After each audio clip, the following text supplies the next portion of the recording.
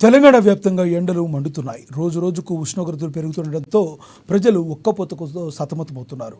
పగటిపూట బయటకు రావాలంటే భయపడిపోతున్నారు. మరికొద్ది రోజులు ఉష్ణోగ్రతలు పెరుగుతాయని, వడగాలులు వేస్తాయని హైదరాబాద్లో ఐఎండీ అధికారి శ్రావణి తెలిపారు.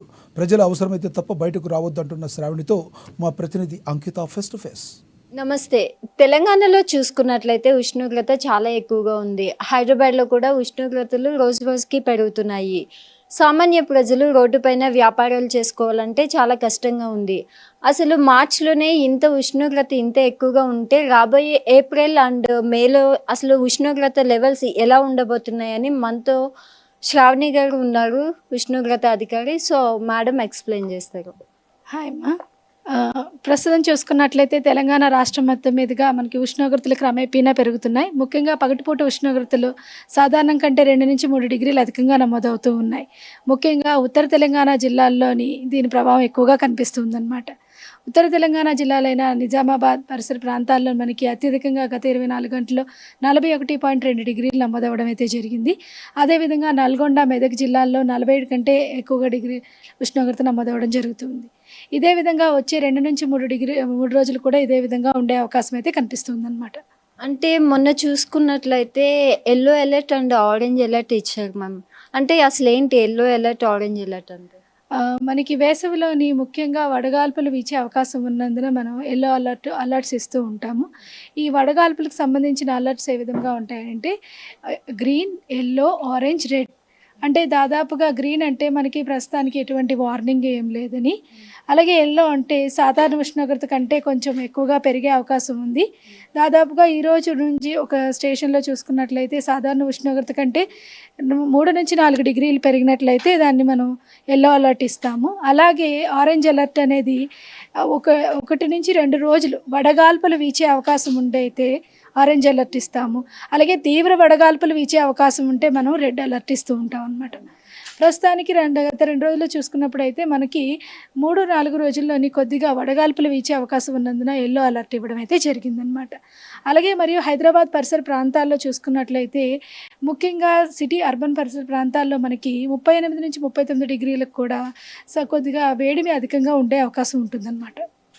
సో అంటే ఇప్పుడు చూసుకున్నట్లయితే మార్చిలోనే ఉష్ణోగ్రత ఇంత ఎక్కువగా ఉంటే రానున్న ఏప్రిల్లో, మేలో ఎట్లా ఉంటుంది? లెవెల్స్ అనేవి చేంజ్ అవుతూ ఉంటాయా?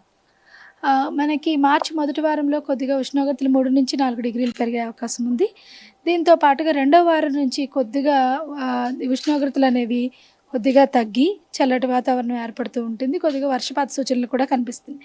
మరి 3-4 వారాల్లో కూడా ఒకసారి మనకి వడగాల్పులు వీచే అవకాశం అయితే ఉంది. మొత్తం ఈ వేసవంతా చూసుకున్నట్లయితే ఏప్రిల్ నెలాఖరులోని, అలాగే మనకి మార్చిలో కూడా ఒకసారి తీవ్రమైన వడగాల్పులు వీచే అవకాశం కనిపిస్తుంది. అంటే 2016లో చూసుకుంటే ఉష్ణోగ్రత తీవ్రత చాలా ఎక్కువగా ఉండే, అప్పుడు వడగాల్పులు కూడా చాలా ఎక్కువ ఉన్నాయి. సో అట్లాంటి సిచ్యువేషన్ మళ్ళా రాబోతుందా? ప్రస్తుతానికి అటువంటి సిచ్యువేషన్ అయితే ఏం లేదు. ఈ నెల వరకు చూసుకుంటే మనకి ఉష్ణోగ్రతలు సాధారణంగానే నమోదవుతాయి మొత్తం చూసుకున్నప్పుడు. కానీ ఒక్కొక్కసారి అంటే ఒక్కొక్క చిన్న ఐసోలేటెడ్ పాకెట్స్లోని మనకి కొద్దిగా ఈ వడగాల్పులు వీచే అవకాశం ఉందన్నమాట. సో ప్రజలు ఎలాంటి జాగ్రత్తలు తీసుకోవాలి? మనకి ఉష్ణోగ్రతలు పెరుగుతున్న నేపథ్యంలోని మనకు ముఖ్యంగా తీసుకోవాల్సిన జాగ్రత్తలు ఏంటంటే పగటిపూట ఉష్ణోగ్రతలు ఎక్కువగా ఉండే సమయంలో అంటే 11 గంటల నుంచి 4 గంటల వరకు కూడా కొద్దిగా ప్రయాణాలు ఏమైనా ఉంటే అవి తగ్గించుకోవడం మంచిది. ఒకవేళ అత్యవసర ప్రయాణాలు చేయవలసి వస్తే వాటర్ని క్యారీ చేయాలి, అలాగే ఓఆర్ఎస్ని క్యారీ చేయాలి.